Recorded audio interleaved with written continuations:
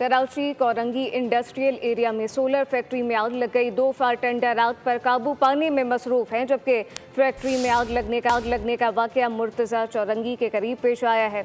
आते सदगी का ये वाकया कराची कोरंगी इंडस्ट्रियल एरिया में सोलर फैक्ट्री में आग लग गई।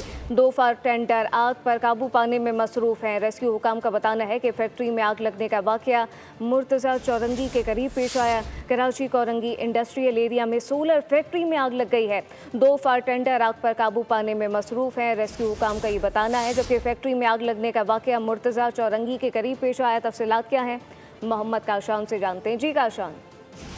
जी बिल्कुल, देखें कोरंगी इंडस्ट्रियल एरिया मुर्तज़ा चौरंगी के करीब सोलर की फैक्ट्री में आग लग गई है। इब्तदाई इत्तला पर फायर ब्रिगेड हुकाम की जानिब से 2 फायर टेंडर जो है वो मौके पर पहुंचा दिए गए हैं। आग पर काबू पाने की कोशिश की जा रही है। रेस्क्यू हुकाम की जानिब से बताया गया है, ताहम अब तक वाकई में किसी भी किस्म के जानी नुकसान की कोई इतलात नहीं है और आग पर जो है चंद घंटों में जो है काबू पाने की उनकी जानिब से दावा भी किया गया है। आग पर काबू पाने की मुकम्मल तौर पर कोशिश की जा रही है। जी मोहम्मद काशान, बहुत शुक्रिया।